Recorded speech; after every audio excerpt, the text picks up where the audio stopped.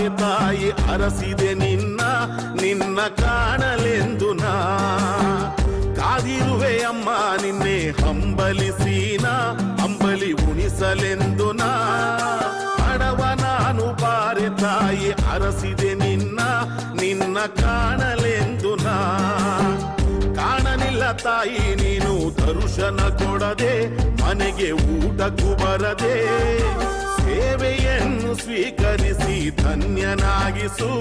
ಉಪವಾಸವ ಬಿಡಿಸು ಕಾದಿರುವೆ ಅಮ್ಮ ನಿನ್ನೆ ಹಂಬಲಿಸೀನ ಅಂಬಲಿ ಉಣಿಸಲೆಂದು ನಾ